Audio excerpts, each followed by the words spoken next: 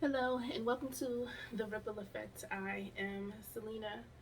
So today's topic we're going to talk about being with a kingdom man and not a man who's just trying to take you to a king size bed.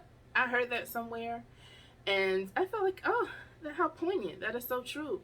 Um, I talked about fornication in other videos, and I want you ladies to know who are single, especially those who are single and in the church, that if a man in the beginning that he's making his intentions very clear that that's what he wants, that should be a red flag to let you know that is not the man God is sending your way. Now, granted, I understand that in a relationship for men, that's the end goal. But if there is a man saying, hey, you're a Christian and you're trying to live your life for God, and a man is trying to do something to disrupt your peace, and by disrupt your peace, I mean trying to get you to fornicate, that is not the man that God would have for you. He is not. Because if a man is trying to encourage you to sin, that is not who God has for you. And you need to pray about it. Because what I'm saying is, because I don't want it to get misconstrued that, oh, the least little thing a man do, oh, you're not one for me, God's going to send me Mr. Perfect. There was only one person that was perfect, and that was Jesus Christ. So there are no more of those, okay? There's one Jesus, okay? So if he is doing something or things that are contrary to your belief system, then you need to pray about it and take a step back. So if a man is encouraging you to be a side chick, first of all, okay, already, if you know that you are a side chick, that's already a red flag anyway. But if he doesn't mind, he wants to help you stay there to be his secret, no, that's not who God has for you. So if you're talking to someone, and by talk I mean literally having a conversation, because nowadays the word talking could mean a plethora of things. But if you're literally talking with someone and they are encouraging you to sin, and that could be a lot of different things, not necessarily, I know I titled this about wanting or being with a kingdom man, make that singular. um but if it is him trying to get you to go against your morals, so if he wants you to get drunk, he wants you to become a booze hound or a weed head or a crack addict, I don't know what people are into, but if those are things that are going against your morals, then my opinion is that is not what God wants for you, because God will never encourage us to sin. He will never tempt us with sin. That is from the enemy. Know where it comes from. That's the devil, and you need to recognize it and call it out, and not want to intermingle your life with that, because the scripture talks about what is it about light and darkness. Um, what I will say is this: that when you're single, especially in the church, there will be men who are in the church who I don't even know if I should tell this story. Okay, I'm gonna tell the story. I'm gonna just put it out there. Okay, so being in the church, as a single person, there was a married guy in the church, and he had moved from, I forget what he moved from. I better not give too many details. Him, his wife, and his kids had moved to the church, what have you. During that time, I had this terrible car, and it had ended up breaking down somewhere. So the guy had offered to fix the car for me, which is no problem. I don't mind if you can do the work outside of a auto body shop and I can pay you. That's fine. Trying to help out a single mother, that's cool. But along the way, he veered off somewhere, and he would say things like, while I'm working on your car, you can drive my car around and do what you got to do, which to me may seem harmless, But let me just put this out here.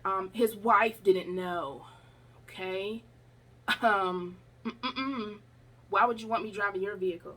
I don't understand. Like, I'm good. Like, no.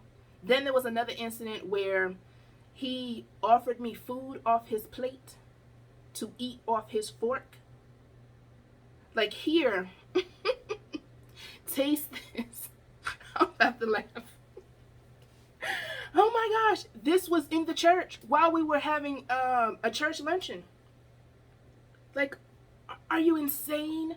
Are you insane? Like, that's a little bit too friendly. That's a little bit too nice. I don't know what to call it. Like, just flirtatious in the church.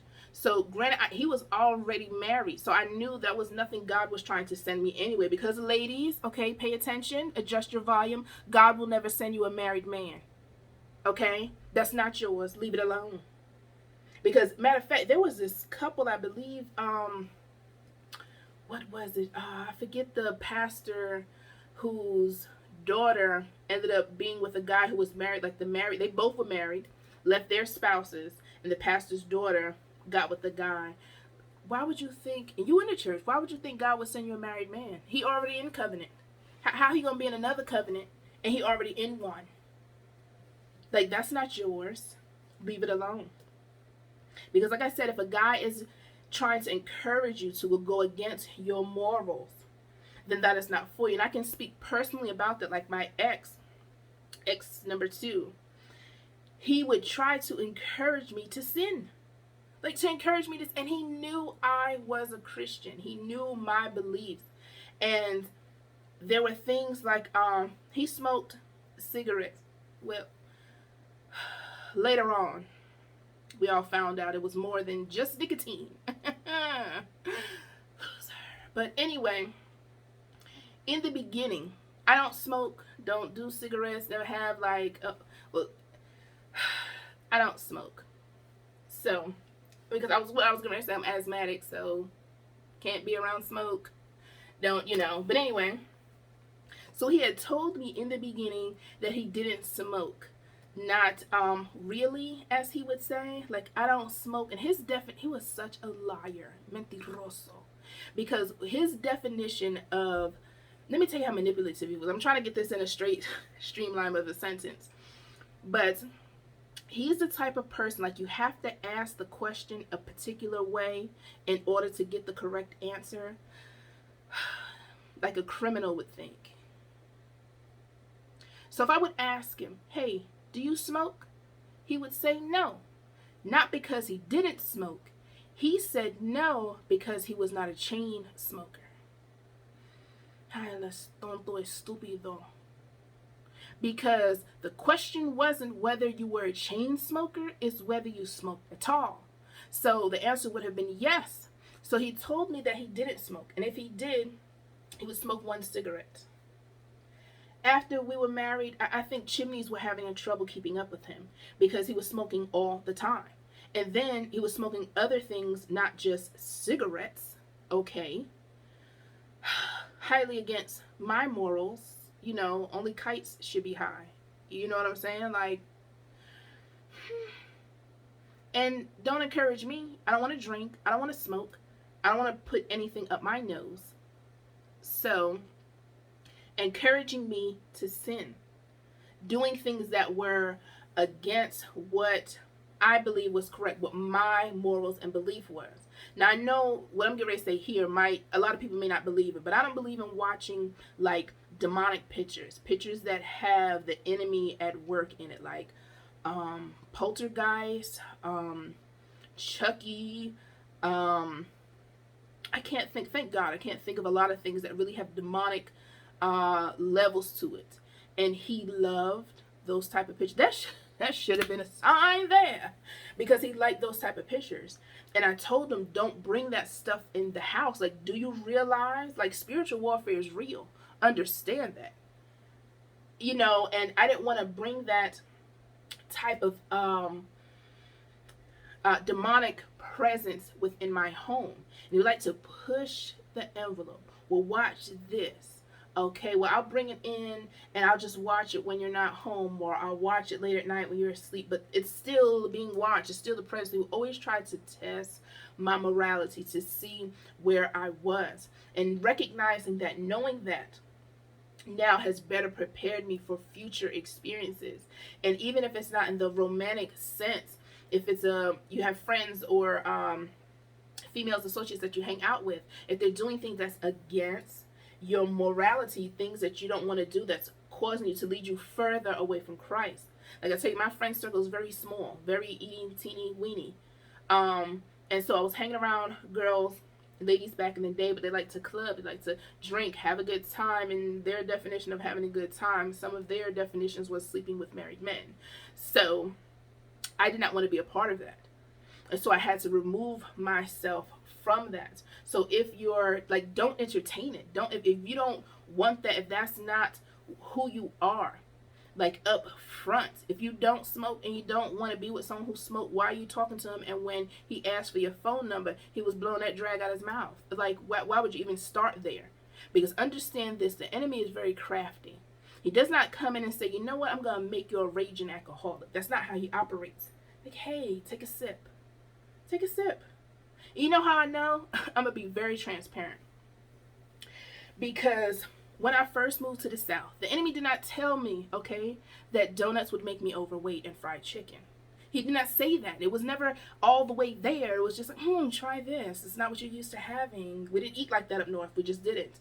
But, years later, you see, he gave me a little extra meat.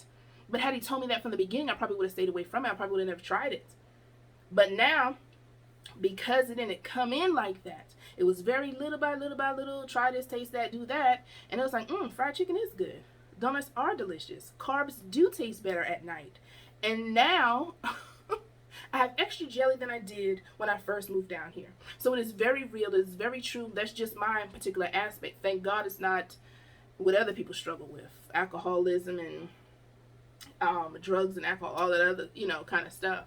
But at the table is, that's very strong. But anyway, I encourage you ladies to get in your prayer closet. And if you're meeting a person, romantic wise or other, even friendships, and it's something that's going to pull you away from who God is, we're supposed to be the light. We're supposed to bring others closer to Christ, not have them pull us apart. Pull us further apart from God. So, as always, don't forget to subscribe and join the OAC Nation and become an overcomer and confident. Thank you so much for watching.